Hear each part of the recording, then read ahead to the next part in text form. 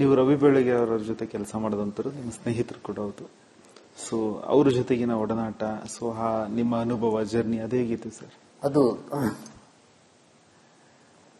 ನಾನು ಆರ್ಗಿಣಿ ಪತ್ರಿಕೆಯಲ್ಲಿದ್ದೆ. ಅಲ್ಲೊಂದು 7-8 ಪತ್ರಿಕೆ, ತಾಯಿ, ಕ್ರೀಡಾಲೋಕ ಇತ್ಯಾದಿ ಇತ್ಯಾದಿ. ಅದಕ್ಕೆ ಹೆಡ್ ನಾನು, ಇನ್ಚಾರ್ಜ್. ಅಲ್ಲಿ ಬರೀಲಿಕ್ಕೆ ಆಗ್ತಾ ಇರಲಿಲ್ಲ ನನಗೆ. ಪ್ರಿಂಟಿಂಗ್ಗೆ ಕಳಿಸಬೇಕಷ್ಟೇ ಕೆಲಸ. ಒಂಥರ ಬರವಣಿಗೆ ಇಲ್ಲದೆ ನನಗೆ ಒಂದು ತಲೆ ಕೆಟ್ಟೋಗಿತ್ತು. ಹೇಗೆಪ್ಪ ಇಲ್ಲಿ ಈ ತರ ಆದ್ರೆ ಹೇಗೆ ನನ್ನ ಲೈಫ್ ಅಂತೇಳಿ. ಬಟ್ ಸಂಬಳ 4,000 ಅಲ್ಲಿಂದ ಇಲ್ಲಿ ಸೊ ನಾನು ಅದು ಮಾತ್ರ ಖುಷಿ ಕೊಡ್ತು. ಒಂದ್ ದಿವಸ ಅವರು ನೋಡ್ತೇನೆ, ರಾಜಕುಮಾರ್ ರಸ್ತೆಯಲ್ಲಿ ಒಬ್ಬ ವ್ಯಕ್ತಿ ಹೋಗ್ತಾ ಇದ್ದಾರೆ. ರವಿ ಬೆಳಗೆರೆ ಅಲ್ವಾ ಅಂತ ನಾನು ಒಳಗೆ ಕರೆದೆ. ಯಾಕೆ ಹೀಗೆ ಇದ್ರಿ ಅಂತೇಳಿ ನನ್ನ ಟೇಬಲ್ ಮುಂದೆ ಕೂರ್ಕೊಂಡೆ ಚೇರಲ್ಲಿ ಅಂತ ಹೊಡಿತಾ ಇದೆ. ರಮ್ಮು ವಾಸನೆ. ಏನಪ್ಪ ಇದು, ಬೆಳಗ್ಗೆ ಕುಡ್ಕೊಂಡ್ ಬಂದ್ಬಿಟ್ಟೆ ವ್ಯಕ್ತಿ ಇದ್ದಾರೆ. ಕಣ್ಣೆಲ್ಲ ಗುಡ್ಡ ಕೆಳಗೆ ಬೀಳುವಂಗಿದೆ, ಕೆಂಪಾಗಿ. ಏನೋ ವ್ಯತ್ಯಾಸ ಇದೆ, ಯಾಕೆ ರವಿ ಹೀಗಿದ್ದೀರಿ ಅಂತೇಳಿ. ಅವನು ಟೇಬಲ್ ಮೇಲೆ ಕೈ ಹಿಡಿದು, ಗಣೇಶ ಅದ್ರ ಕೆಲಸ ಕೊಡ್ಸಿ ನನಗೆ ಅಂತ. ರವಿ, ಏನ್ ರವಿ ಹಿಂಗೆ ಮಾತಾಡ್ತೀಯ?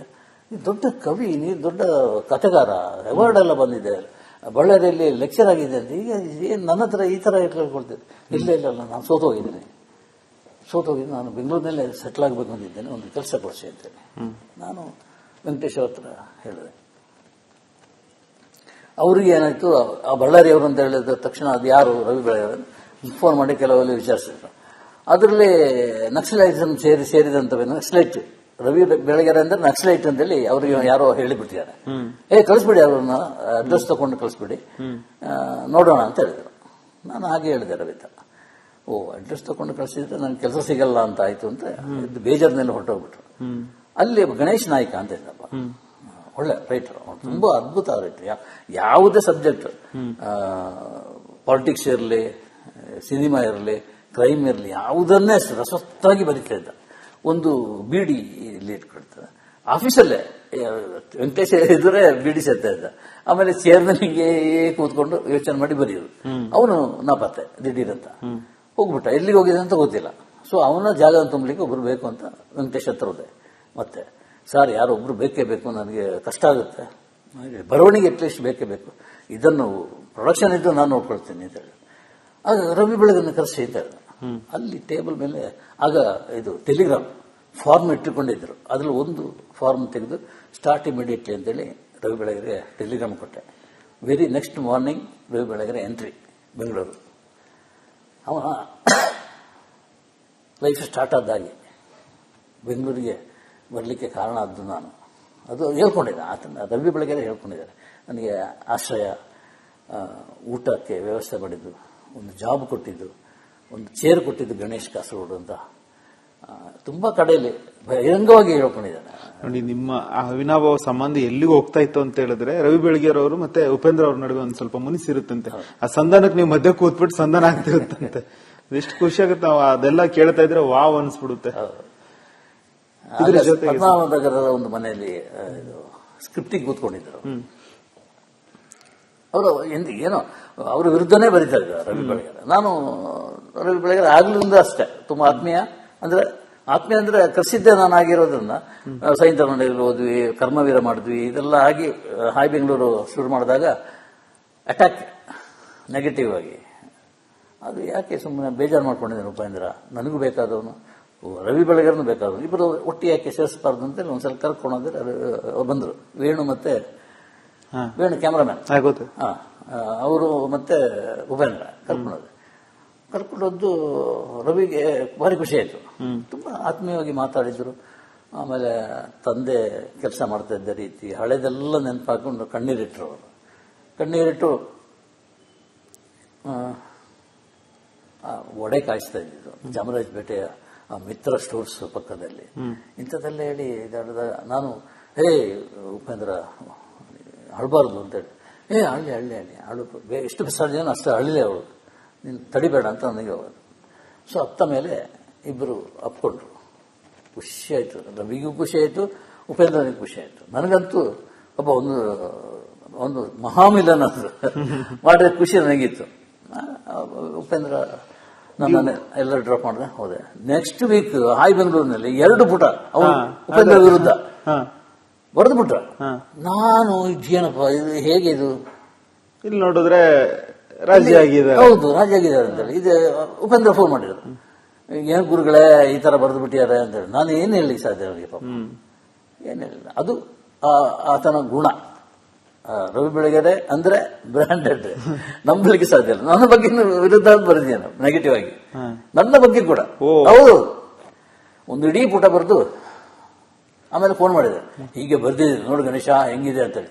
ನೋಡಿದ್ರೆ ವಿರುದ್ಧ ಬರ್ದಿದ್ದಾರೆ. ಆಯ್ತು ಸರ್, ನೀವು ರೌಡಿ ಜರ್ನಲಿಸ್ಟಾ? ರೌಡಿ ಜರ್ನಲಿಸ್ಟಾ ಯಾರು ನೀವು? ಕೆಲವರೆಲ್ಲ ಹಂಗೆ ಅಂತ ಹಾಗೆ ತಿಳ್ಕೊಂಡಿದ್ದಾರೆ. ಸತ್ಯವಾಗಿ ನಿಷ್ಠೂರವಾಗಿ ಮಾತಾಡಿದರೆ ಆ ಬ್ರ್ಯಾಂಡ್ ಆಗಿಬಿಡ್ತಾರೆ ಅನ್ನೋ ಗೊತ್ತಿಲ್ಲ. ನನ್ನನ್ನಾಗೆ ಕರೀತಾರೆ ರೌಡಿ ಜರ್ನಲಿಸ್ಟ್ ಅಂತೇಳಿ. ಕರೆದವರಿದ್ದಾರೆ ಬೇರೆ ಬೇರೆ ಕಾರಣಕ್ಕಾಗಿ. ಒಂದ್ಸಲ ಆತ ಎಲ್ಲೋ ಇದ್ದಾನೆ, ಈಗಲೂ ಇದ್ದಾನೆ ಹಾಗೆ ಬರೆದವನು. ಒಂದು 2 ಪುಟ ಐಟಮ್ ಟ್ಯಾಬ್ಲೆಟ್ ಫಾರ್ಮ್ನಲ್ಲಿ 2 ಪುಟ ನನ್ನ ಬಗ್ಗೆ ಬರೆದಿದ್ದ. ಅದೇನು ತೀಟಿ ತೀರಿಸ್ಕೊಂಡ ನನಗೆ ಗೊತ್ತಾಗಿಲ್ಲ. ನನಗೆ ಏನಾಗಿಲ್ಲ, ಅದರಿಂದ ನನ್ನ ಜಾಬ್ ಹೋಯ್ತು ಅದೋಯ್ತು ಅಂತ ಏನೂ ಆಗಿಲ್ಲ, ಆರಾಮಾಗಿದ್ದೀನಿ. ನೀವು ರವಿ ಬೆಳಗೆ ಅವರ ಜೊತೆ ಕೆಲಸ ಮಾಡಿದಂತರು ನಿಮ್ಮ ಸ್ನೇಹಿತರು ಕೂಡ ಹೌದು. ಸೊ ಅವ್ರ ಜೊತೆಗಿನ ಒಡನಾಟ, ಸೊ ನಿಮ್ಮ ಅನುಭವ ಜರ್ನಿ ಅದು ಹೇಗಿತ್ತು ಸರ್? ಅದು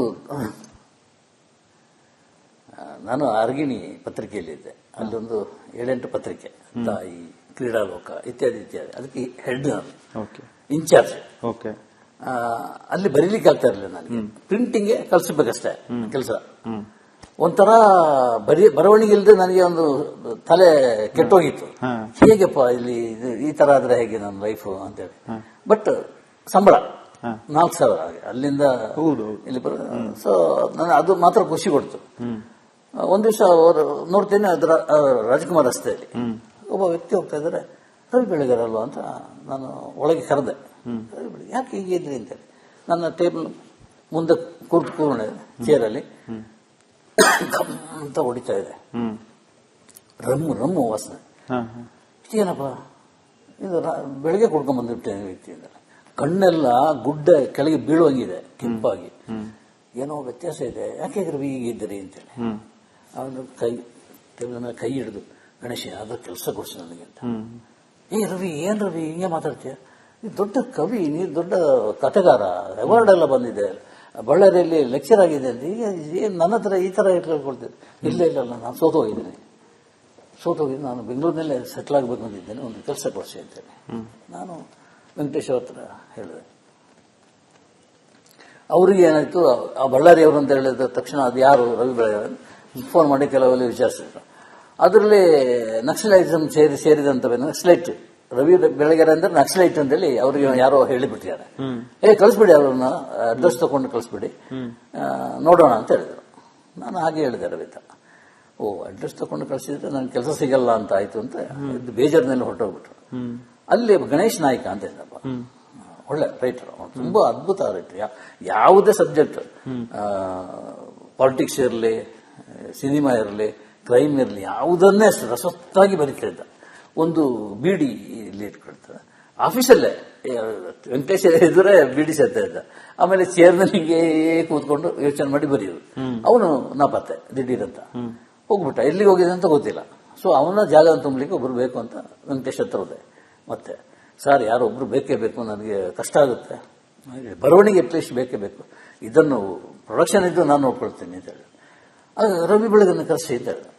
ಅಲ್ಲಿ ಟೇಬಲ್ ಮೇಲೆ ಆಗ ಇದು ಟೆಲಿಗ್ರಾಮ್ ಫಾರ್ಮ್ ಇಟ್ಟುಕೊಂಡಿದ್ರು. ಅದ್ರಲ್ಲಿ ಒಂದು ಫಾರ್ಮ್ ತೆಗೆದು ಸ್ಟಾರ್ಟ್ ಇಮಿಡಿಯೇಟ್ಲಿ ಅಂತೇಳಿ ರವಿ ಬೆಳಗೆರೆ ಟೆಲಿಗ್ರಾಮ್ ಕೊಟ್ಟೆ. Very next morning Ravi Belagere entry Bengaluru. ಅವನ ಲೈಫ್ ಸ್ಟಾರ್ಟ್ ಆದಾಗೆ ಬೆಂಗಳೂರಿಗೆ ಬರಲಿಕ್ಕೆ ಕಾರಣ ಆದ್ದು ನಾನು. ಅದು ಹೇಳ್ಕೊಂಡಿದ್ದೆ, ಆತನ ರವಿ ಬೆಳಗೆರೆ ಹೇಳ್ಕೊಂಡಿದ್ದಾರೆ. ನನಗೆ ಆಶ್ರಯ, ಊಟಕ್ಕೆ ವ್ಯವಸ್ಥೆ ಮಾಡಿದ್ದು, ಒಂದು ಜಾಬ್ ಕೊಟ್ಟಿದ್ದು, ಒಂದು ಚೇರ್ ಕೊಟ್ಟಿದ್ದು ಗಣೇಶ್ ಕಾಸರಗೋಡು ಅಂತ ತುಂಬಾ ಕಡೆಯಲ್ಲಿ ಬಹಿರಂಗವಾಗಿ ಹೇಳ್ಕೊಂಡಿದ್ದಾನೆ. ನೋಡಿ, ನಿಮ್ಮ ಆ ಅವಿನಾಭಾವ ಸಂಬಂಧ ಎಲ್ಲಿಗೂ ಹೋಗ್ತಾ ಇತ್ತು ಅಂತ ಹೇಳಿದ್ರೆ ರವಿ ಬೆಳಗೆರೆ ಅವರು ಮತ್ತೆ ಉಪೇಂದ್ರ ಅವ್ರ ನಡುವೆ ಒಂದ್ ಸ್ವಲ್ಪ ಮುನಿಸಿರುತ್ತಂತೆ. ಆ ಸಂಧಾನಕ್ಕೆ ನೀವು ಮಧ್ಯ ಕೂತ್ಬಿಟ್ಟು ಸಂಧಾನ ಆಗ್ತಿರುತ್ತಂತೆ. ಎಷ್ಟು ಖುಷಿ ಆಗುತ್ತೆ ನಾವು ಅದೆಲ್ಲ ಕೇಳ್ತಾ ಇದ್ರೆ ವಾವ್ ಅನ್ಸ್ಬಿಡುತ್ತೆ.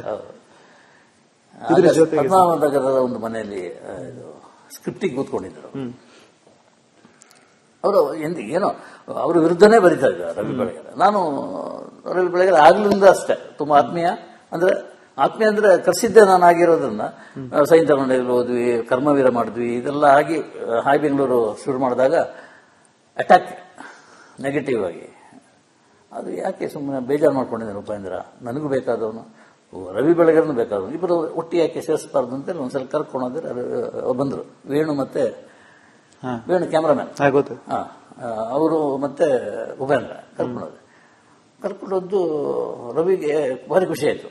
ತುಂಬಾ ಆತ್ಮೀಯವಾಗಿ ಮಾತಾಡಿದ್ರು. ಆಮೇಲೆ ತಂದೆ ಕೆಲಸ ಮಾಡ್ತಾ ಇದ್ದ ರೀತಿ ಹಳೆದೆಲ್ಲ ನೆನಪಾಕೊಂಡು ಕಣ್ಣೀರಿಟ್ರು. ಅವರು ಕಣ್ಣೀರಿಟ್ಟು ಒಡೆ ಕಾಯಿಸ್ತಾ ಇದ್ದಿದ್ದು ಚಾಮರಾಜಪೇಟೆಯ ಮಿತ್ರ ಸ್ಟೋರ್ಸ್ ಪಕ್ಕದಲ್ಲಿ. ಇಂಥದ್ದೆಲ್ಲ ಹೇಳಿ ನಾನು ಉಪೇಂದ್ರ ಅಳಬಾರ್ದು ಅಂತೇಳಿ, ಹಳ್ಳಿ ಹಳ್ಳಿ ಹಳ್ಳಿ ಅಳು ಎಷ್ಟು ಸಾಧ್ಯ ಅಷ್ಟು ಹಳ್ಳಿಲೇ ಅವಳು, ನೀನು ತಡಿಬೇಡ ಅಂತ ನನಗೆ ಹೋಗೋದು. ಸೊ ಅತ್ತ ಮೇಲೆ ಇಬ್ಬರು ಅಪ್ಕೊಂಡ್ರು.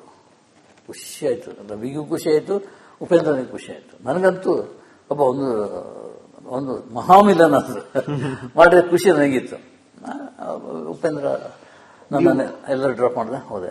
ನೆಕ್ಸ್ಟ್ ವೀಕ್ ಹಾಯ್ ಬೆಂಗಳೂರಿನಲ್ಲಿ 2 ಪುಟ ಅವರು ಉಪೇಂದ್ರ ವಿರುದ್ಧ ಬರೆದು ಬಿಟ್ಟ. ನಾನು ಏನಪ್ಪ ಇದು ಹೇಗೆ ಇದು, ಇಲ್ಲಿ ನೋಡಿದ್ರೆ ರಾಜಿ ಆಗಿದ್ದಾರೆ. ಹೌದು, ರಾಜಿ ಆಗಿದ್ದಾರೆ ಅಂತೇಳಿ. ಇದು ಉಪೇಂದ್ರ ಫೋನ್ ಮಾಡಿದ್ರು, ಏನ್ ಗುರುಗಳೇ ಈ ತರ ಬರೆದು ಬಿಟ್ಟಿದ್ದಾರೆ ಅಂತೇಳಿ. ನಾನು ಏನ್ ಹೇಳಿ ಸಾಧ್ಯ ಅವರಿಗೆ, ಪಾಪ ಏನ್ ಹೇಳಿಲ್ಲ. ಅದು ಆತನ ಗುಣ. ರವಿ ಬೆಳಗೆರೆ ಅಂದ್ರೆ ಬ್ರಾಂಡೆಡ್, ನಂಬಲಿಕ್ಕೆ ಸಾಧ್ಯ ಇಲ್ಲ. ನನ್ನ ಬಗ್ಗೆ ವಿರುದ್ಧ ಬರೆದಿದ್ದೇನೆ ನೆಗೆಟಿವ್ ಆಗಿ, ನನ್ನ ಬಗ್ಗೆ ಕೂಡ. ಹೌದು, ಒಂದು ಇಡೀ ಪುಟ ಬರೆದು ಆಮೇಲೆ ಫೋನ್ ಮಾಡಿದೆ, ಹೀಗೆ ಬರ್ದಿದ್ದೀನಿ ನೋಡು ಗಣೇಶ ಹೆಂಗಿದೆ ಅಂತೇಳಿ. ನೋಡಿದ್ರೆ ವಿರುದ್ಧ ಬರ್ದಿದ್ದಾರೆ. ಆಯ್ತು ಸರ್, ನೀವು ರೌಡಿ ಜರ್ನಲಿಸ್ಟಾ? ರೌಡಿ ಜರ್ನಲಿಸ್ಟಾ ಯಾರು ನೀವು?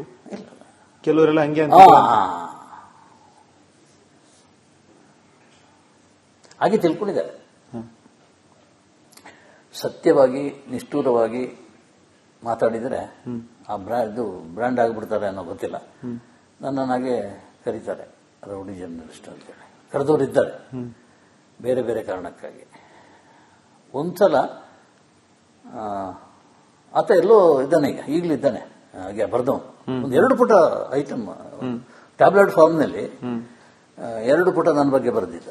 ಅದೇನು ತೀಟಿ ತೀರಿಸ್ಕೊಂಡ ನನಗೆ ಗೊತ್ತಾಗಿಲ್ಲ. ನನಗೆ ಏನಾಗಿಲ್ಲ, ಅದರಿಂದ ನನ್ನ ಜಾಬ್ ಹೋಯ್ತು ಅದೋಯ್ತು ಅಂತ ಏನೂ ಆಗಿಲ್ಲ, ಆರಾಮಾಗಿದ್ದೀನಿ.